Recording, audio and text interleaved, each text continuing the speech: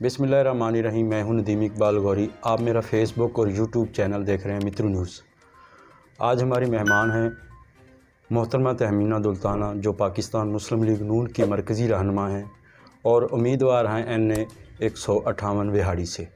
بہت شکریہ محترمہ صاحبہ، آپ نے ہمیں ٹائم دیا۔ محترمہ صاحبہ، آپ نے اپنی سیاسی سفر کا آغاز کب کیا تھا؟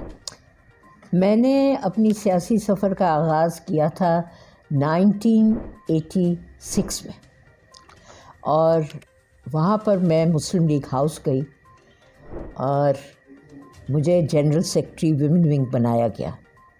سو میں نے اپنا سیاسی سفر جو کیا تھا وہ ایز اے پولیٹیکل ورکر کیا تھا، اور وہاں سے میں نے کچھ زیادہ محنت کر لی، اور جب محنت زیادہ کی تو اس کا مجھے نتیجہ یہ ملا کہ مجھے جنرل سیکرٹری سے ہٹا کے مجھے وائس پریزیڈنٹ بنا دیا گیا۔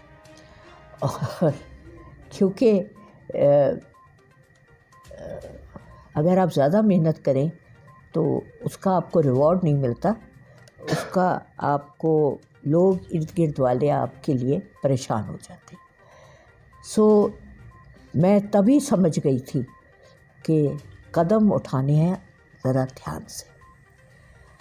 پھر میرا سب سے خوبصورت جو چیز ہوئی کہ میرا تعلق بنا بیگم کلثوم نواز کے ساتھ، جو ایک میری دوست بھی تھیں اور جن کو میں اپنا لیڈر بھی مانتی تھی، اور وہ مجھے بڑے پیار سے، کوئی بات بتانی بھی ہوتی تھی نا تو بڑے پیار سے، بڑی محبت سے، اور پھر میرا ان کے ساتھ ایک بہت لمبا ساتھ رہا۔ ہم دوست بھی تھیں اور ہم پولیٹیکلی ورک بھی کرتے تھے، اور میں نے ان سے بہت کچھ سیکھا۔ پھر 1993 میں، پہلے میں 1990 میں ٹکٹ مانگی تھی، جب مجھے نہیں ملی تو پھر میں نے پارٹی چینج نہیں کی، میں نے 1993 میں مجھے ٹکٹ الاٹ ہوئی MNA کی، اور وہ بیگم کلثوم نواز کا بڑا ہاتھ تھا اس میں، اور میاں نواز شریف کا آف کورس۔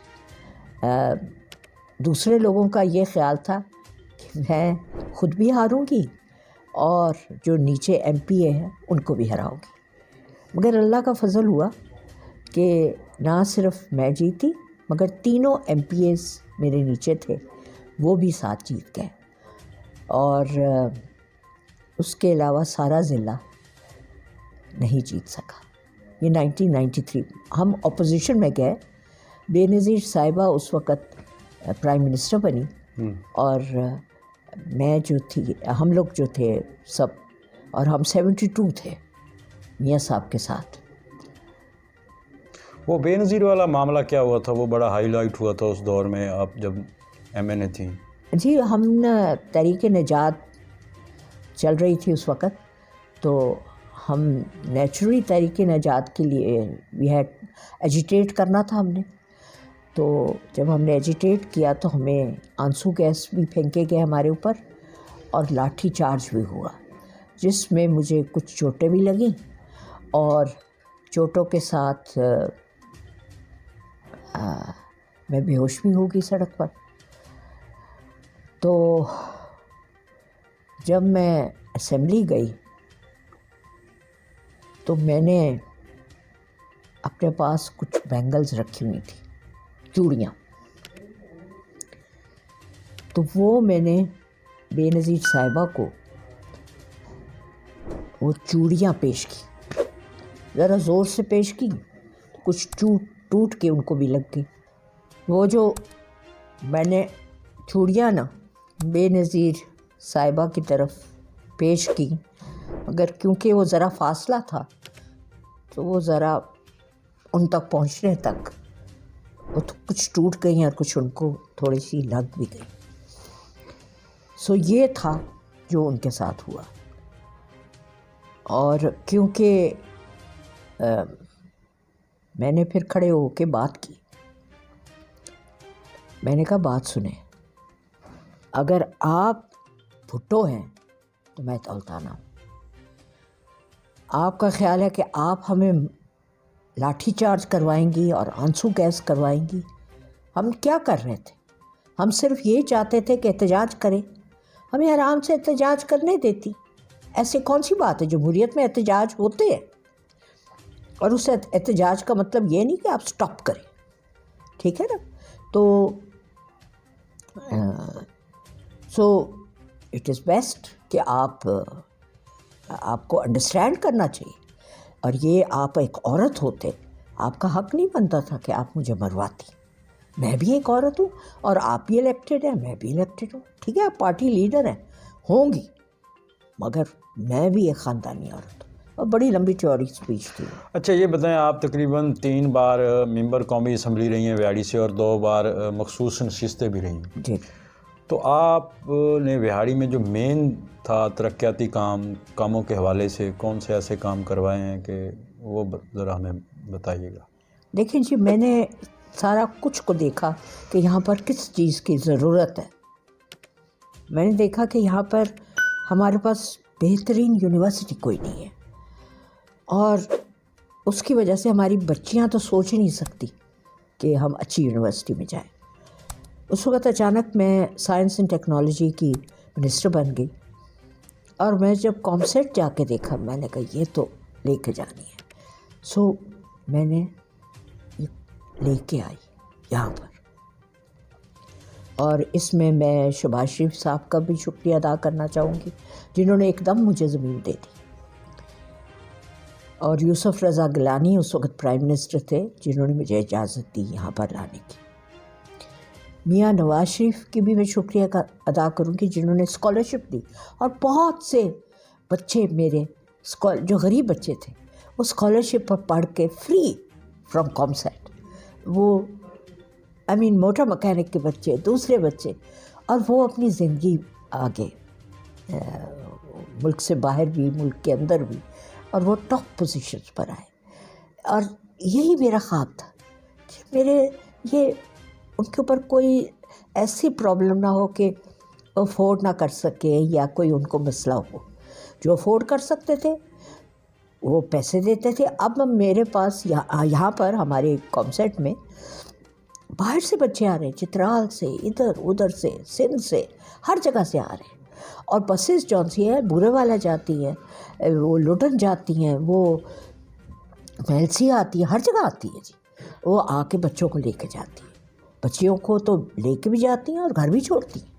سو میرا مطلب ایک ایسا ادارہ بن گیا ہے جس کی وجہ سے ہمارے لڑکیوں اور لڑکوں کے لیے بہت سی راہیں کھل گئی. دوسرا میرا تھا کہ صحت. ہمارا ایک بڑا پرانا سا 125 بیڈ کا بری حالت میں پرانا ہسپتال تھا.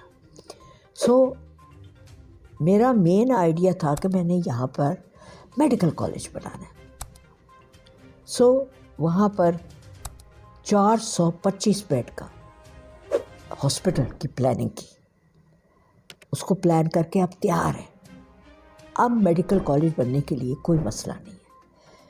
وہ اس کے لیے اللہ کے فضل و کرم سے انشاءاللہ اب ہم لوگ الیکشن جیت کے جائیں تو میڈیکل کالج میں اپنے لیڈرشپ کو ریکویسٹ کروں گی، میاں نواز شریف کو، کہ مجھے اجازت دیں، اور میاں شہباز شریف کو کہ میں میڈیکل کالج یہاں بنانا چاہتی ہوں.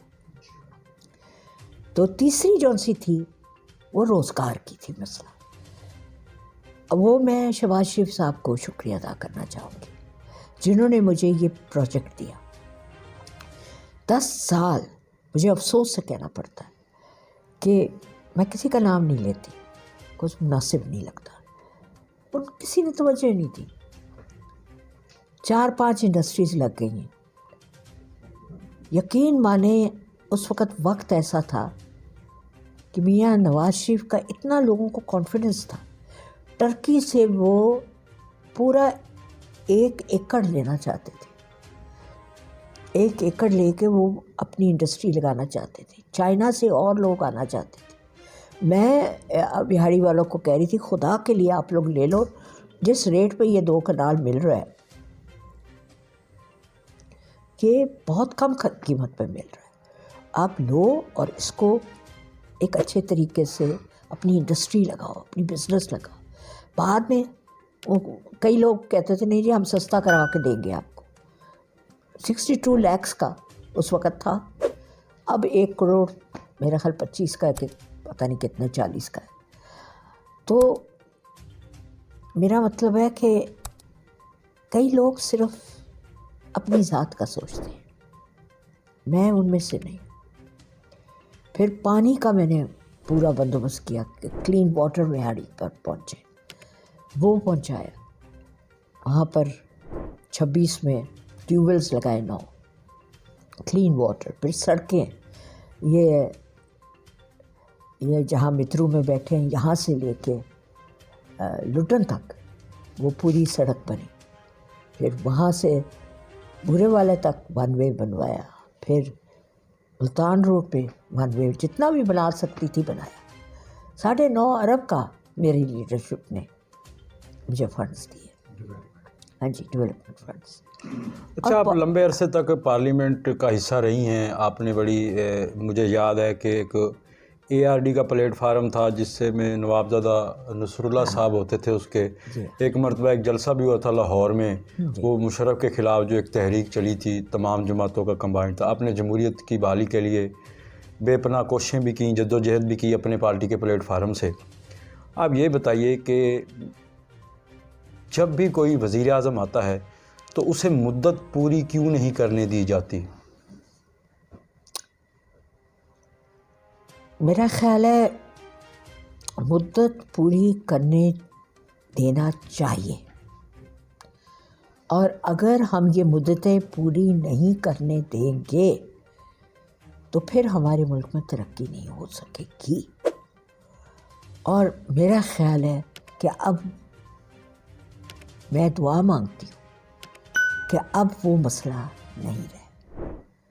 اب ہمارے مسائل اس طرف سے چیزوں کو سیٹل ہو جانا چاہیے، کیونکہ جو کچھ اب پاکستان جس جگہ پہنچ گیا ہے نا، اس سے نیچے تو جا نہیں سکتا.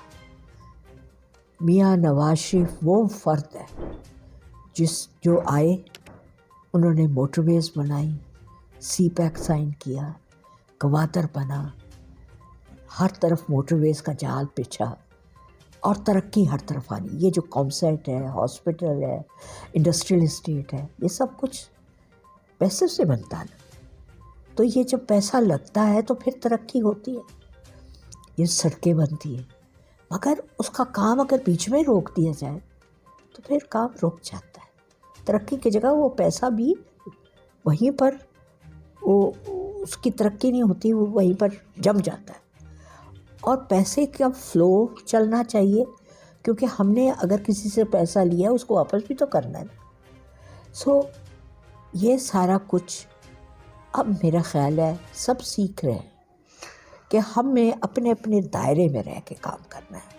اور میری دعا ہے کہ ہم سب اپنے دائرے میں رہ کے کام کریں. آپ سمجھتی ہیں کہ جو اسٹیبلشمنٹ جو ہے وہ جمہوریت میں جو کردار ادا کر رہی ہے ملک میں، اور جو مداخلت کر رہی ہے بار بار، تو اس سے کیا ملک میں جو معاشی بحران ہے وہ بڑھتا نہیں جا رہا؟ دیکھیں جی،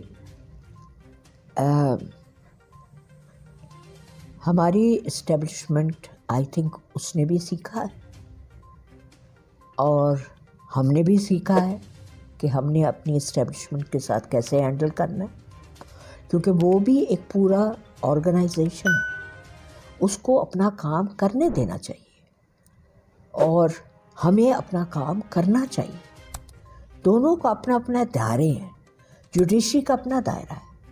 سو اگر ہم سب اپنے اپنے دائروں میں رہیں گے، اور آپ کا میڈیا کا اپنا دائرہ ہے، ہم سب اپنے اپنے دائروں میں رہیں گے اور کام کریں گے تو پھر ایک بہتر پاکستان بنے گا.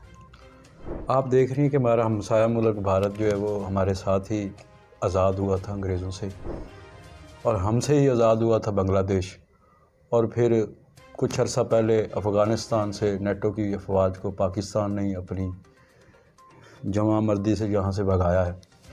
تو اب ہم جب دیکھتے ہیں کہ معاشی لحاظ سے انڈیا بہت آگے چلا گیا ہے، گروتھ کر گیا ہے، اور وہ بنگلہ دیش جو ہم سے آزاد ہوا تھا وہ گروتھ کر گیا ہے معاشی لحاظ سے، اور جو افغانستان ہے اس کا جو ہے ریٹ بڑا ہائی ہے، تو آپ کیا سمجھتی ہیں کہ یہ اس کے پیچھے کیا وجوہات ہیں؟ ہمیشہ ہمارے سیاستدان کا چہرہ عوام کو گندا کر کے دکھایا گیا ہے کہ فلاں غلط ہے، فلاں غلط ہے، فلاں غلط ہے، اس کے پیچھے کون ہے؟